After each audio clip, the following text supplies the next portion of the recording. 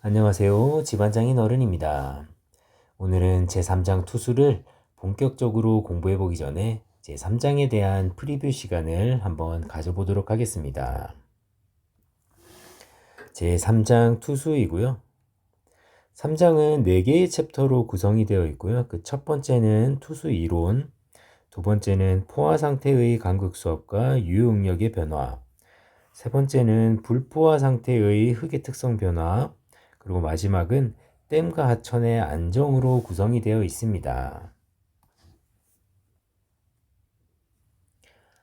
먼저 투수 이론이고요. 첫 번째는 수두입니다. 먼저 수위라고 하는 것은 단순한 물의 높이를 의미하는 것이고요. 그런데 수두라고 하는 것은 이 수위를 에너지화한 것을 말합니다. 그리고 전수두는 압력수두와 위치수두, 그리고 속도수두의 합으로 이루어져 있고요. 그런데 토질에서 그 흙 속에서의 물의 흐름은 매우 느리기 때문에 측류로 간주를 하게 되고, 따라서 속도수두는 무시하게 됩니다. 따라서 토질에서의 전수두는 압력수두와 위치수두의 합으로 표현하고 있습니다. 그리고 수두에 관련된 문제는 74회 때 출제가 되었었고요. 계산 문제로 출제가 되었습니다. 물이 하향 흐름일 때 또는 상향 흐름일 때 각 위치에서 전수두와 위치수두 그리고 압력수두를 구하고 간극수압은 압력수두에 곱하기 물의 단위 중량의 값이기 때문에 압력수두를 통해서 간극수압과 유효응력까지 산정하는 문제가 출제되었습니다. 최근에는 수두에 관련된 문제가 출제된 적은 없긴 하지만 유체의 흐름의 가장 기본이 되고 반드시 알아야 될 내용입니다. 다음은 투수계수이고요. 투수계수는 흙 속으로 흐르는 물의 속도를 나타내는 계수이고요. 물의 속도를 나타내는 계수이며 단위는 cm per sec를 사용하고 있습니다. 투수계수의 산정 방법이나 투수계수에 영향을 주는 요인 또는 등가 투수계수 등의 문제가 출제가 되고요. 제가 이렇게 투수계수랑 유선망 같은 경우는 기출문제를 미리 좀 써놨는데요. 투수계수는 67회, 71회, 105회, 110회, 119, 124, 126, 132, 133, 그리고 지난 시험인 138회 때도 출제가 되었습니다. 이렇게 기출문제의 빈도만 봐도 투수계수가 얼마나 중요한지를 알 수 있습니다. 다음은 유선망이고요. 유선망은 흙 속의 물의 이동 경로인 유선과 그 유선의 유선상에 있는 수두가 같은 점들을 연결한 등수두선으로 이루어진 망입니다. 이 유선망 같은 경우는 이론적 내용뿐 아니라 계산 문제 또한 자주 출제가 되는 토질에서 매우 중요한 부분입니다. 관련 내용은 유선망의 작도 방법이나 또는 유선망을 통해 흙 속의 물의 흐름을 해석하는 내용이고요. 가장 최근에는 135회 때 유선망과 관련된 계산 문제가 출제되기도 했습니다. 그리고 유선 중 최상단의 유선을 치면선이라고 하고요. 이 치면선 같은 경우도 128회 때 출제가 되었습니다. 다음은 투수와 관련된 이론들이고요. 투수와 관련된 대표적인 이론은 달시의 법칙과 베르누이의 정리, 그리고 라플라스 방정식이 있습니다. 먼저 달시의 법칙은 흙 속에서 그 물의 흐름을 수학적으로 나타낸 법칙으로 달시의 법칙은 V는 KI이고요. 즉 물의 흐름 속도는 동수경사 I에 비례한다라는 법칙입니다. 이 달시의 법칙도 115회 때 출제가 되었었고요. 같은 회차인 115회 때 유출 속도와 침투 속도에 관련된 문제도 출제가 되었는데요. 달시의 법칙에서는 물이 흐르는 단면적을 이렇게 전체 단면적으로 보고 이때 물의 속도를 유출 속도라고 합니다. 이것을 물의 흐르는 단면적을 전체 단면적으로 고려한 물의 속도를 유출 속도라고 하고, 그런데 실제 물은 이렇게 단면에 흡입자 등이 있게 되면 그 사이에 간극으로 물이 흘러가게 됩니다.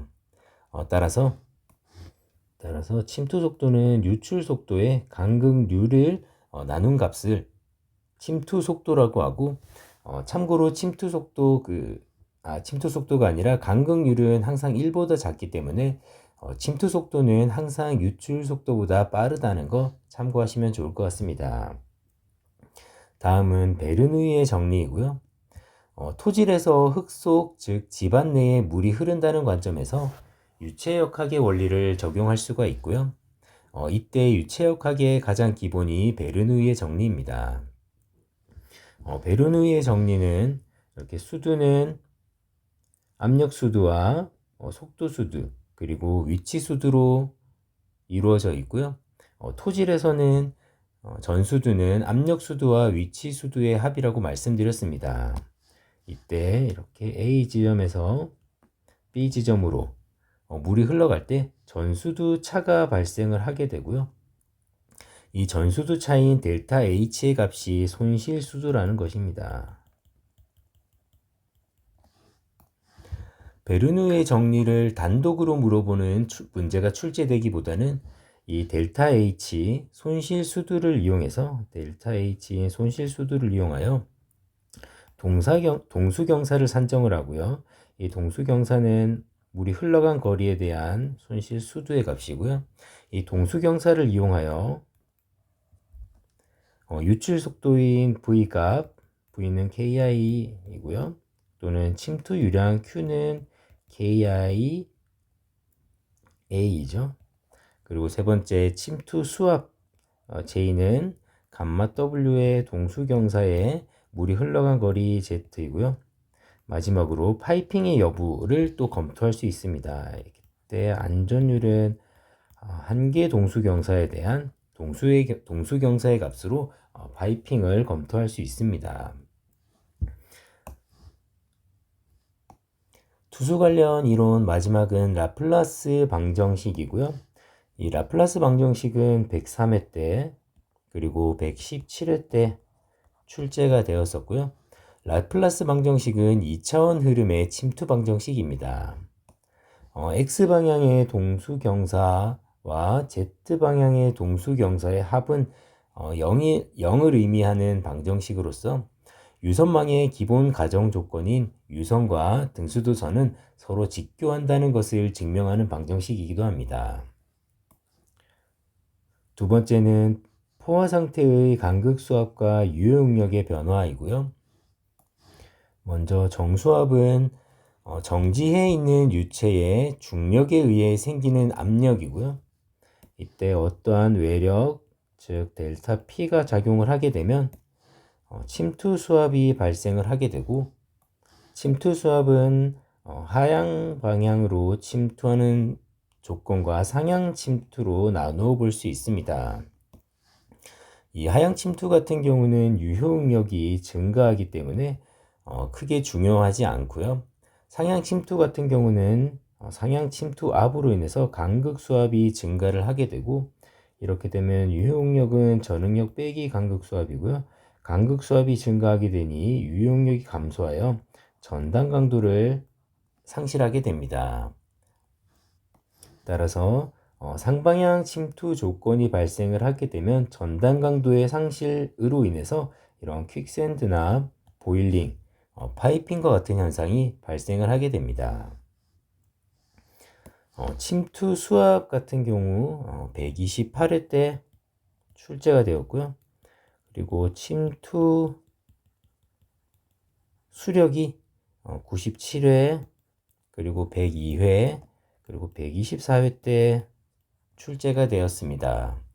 이 침투압이라고 하는 것은 물이 흙 속으로 흐를 때 발생하는 압력으로 침투 수압 J는 감마 W의 I의 물의 흐름거리 Z이고요. 이때 동수경사 I는 물의 흐름거리에 대한 손실 수두의 값으로서 이 물의 흐름거리를 약분하게 되면 침투 수압의 값은 물의 단위 중량과 손실 수두의 곱으로 나타낼 수 있습니다. 이때 침투 수력은 S이고요. 이 S는 침투 수압의 값에 단면적 A를 곱한 값으로 침투 수압은 물의 단위 중량에 손실 수두를 곱한 값이고요. 거기에 단면적 A를 곱한 값입니다. 이것은 다시 표현하면 감마 W의 델타 H의 물의 흐름거리의 부피의 값으로 변경할 수 있고요. 이렇게 되면은 물의 흐름거리 Z분의 델타 H 손실수두가 동수경사이기 때문에 침투수력은 물의 단위 중량의 동수경사의 부피의 값으로 이렇게 표현할 수 있습니다. 다음 상방향 침투 조건으로 인해서 발생하는 침투 관련 현상인 퀵샌드나 보일링, 그리고 파이핑은 매우 중요하며 다수의 회차에서 출제가 되고 있습니다. 그리고 다음은 부력과 양압력, 그리고 보상기초이고요. 먼저 부력은 이렇게 유체 속에 물체가 담겨 있을 때 이게 유체이고요. 이때 물체에 작용하는 연직 상방의 힘을 부력이라고 하고요.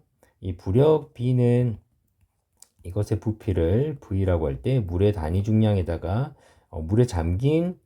물체의 물에 잠긴 부분의 부피를 곱해주게 되고, 따라서 단위는 톤으로 사용하고 있습니다. 그리고 양압력은 집안 내에 이렇게 구조물이 있을 때 구조물의 저면에 작용하는 연직 상방의 힘을 양압력이라고 하고, 양압력은 톤 퍼 미터 제곱의 단위를 사용하고 있습니다. 양압력에 관련된 문제는 103회, 그리고 112회, 113회, 그리고 최근에 127회 때 출제가 되었고요. 보상기초와 관련해서는 제7장 기초에서 별도로 한번 다뤄보도록 하겠습니다. 세 번째, 불포화 상태의 흙의 특성 변화이고요. 포화토의 유효 응력 같은 경우는 포화토의 유효 응력은 우리가 흔히 알듯 전응력에서 간극 수압을 뺀 값이고요. 하지만 불포화토의 경우는 간극에 물과 공기로 채워져 있기 때문에 불포화토의 유효 응력은 간극 수압에 공기압을 추가로 고려해야 한다는 특징이 있습니다. 다음은 모관현상이고요. 이 모관현상은 제1장 흙의 성질을 공부하면서 건조점토에서 한번 다뤄봤었습니다. 건조점토가 수위 하강으로 인해 함수비가 감소하게 되고, 모관현상에 의해서 모관 상승고 델타 H만큼 부해 간극 수압이 형성되어 전단 강도가 증가된다 라고 말씀을 드렸고요. 이 모관현상 같은 경우는 105회, 그리고 112회, 120회, 127회 때 출제가 되었었습니다. 그리고 동상이고요. 이 동상은 겨울철에 대기의 온도가 0도씨 이하로 내려가게 되면 흙 속의 간극수가 동결되게 되어 최적이 증가하기 때문에 이 지표면이 부풀어 오르는 현상을 의미합니다. 동상 같은 경우는 겨울철 문제이기도 하고요. 102회 때, 그리고 103회, 114회, 129회, 120회 등 다수의 회차에서 출제가 되었습니다. 다음은 흡수 관련 현상이고요. 외적으로는 슬래킹, 그리고 내적으로는 스웰링과 벌킹, 리칭 현상이 있습니다.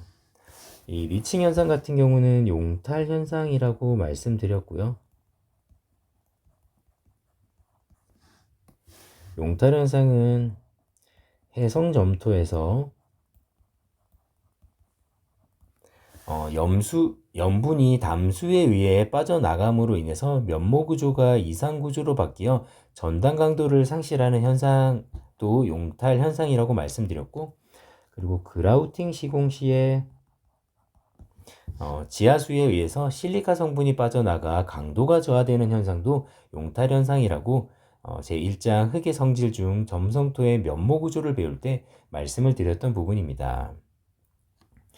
그리고 슬레이킹 같은 경우는 암석이 건습 현상, 즉 건조와 흡수를 반복을 하면서 암석의 표면이 분리 탈락되는 현상으로서 이것은 제12장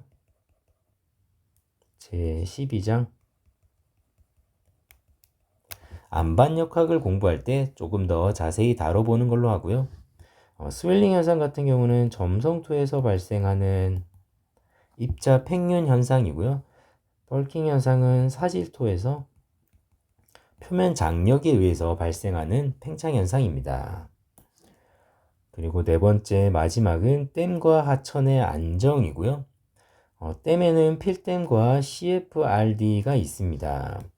이 CFRD라고 하는 것은 콘크리트 페이스 록필 댐의 약자로서 일반적으로 석괴댐이라고 부르는 댐입니다. 물론 댐에는 필댐이나 석괴댐 외에도 콘크리트 댐도 있기는 하지만 이 콘크리트 댐 같은 경우는 콘크리트가 주재료이기 때문에 토목 시공기술사에서 주로 다루는 내용이고, 토질에서는 흙이나 큰 돌과 같은 천연 재료로 축조하는 필댐에 대해서 집중적으로 다뤄보게 됩니다. 필댐에는 필댐의 거동 특성이나 유선망, 그리고 수압 파쇄 현상, 필터의 재료에 대해서 배워볼 거고요. 이 수압 파쇄 같은 경우는 104회, 그리고 110회, 그리고 113회 때 출제가 되었고요. 최근에 134회에도 출제가 되었습니다. 그리고 필터 재료 같은 경우는 133회 때 출제가 되었고요. 필터의 재료는 단독으로도 이렇게 출제가 되기도 하지만 필댐의 파이핑이나 누수 관련 문제가 출제가 되어도 방지 대책에 이 필터의 재료 조건이 반드시 따라붙게 됩니다. 그리고 하천은 제방 안정과 세굴에 대한 내용이고요. 이 세굴은 하천에서 유수에 의해서 제방이나 구조물의 기초 등이 이렇게 깎여 나가는 현상을 말하는 것이고요. 이 세굴은 102회 때 그리고 113회 때 출제가 되었었습니다. 제3장 투수의 프리뷰는 여기까지이고요. 3장도 그렇게 어렵지 않으니 앞으로 3장 투수 열심히 한번 공부해 봅시다. 긴 시간 고생 많으셨고요. 그럼 공부하고 자요. 안녕.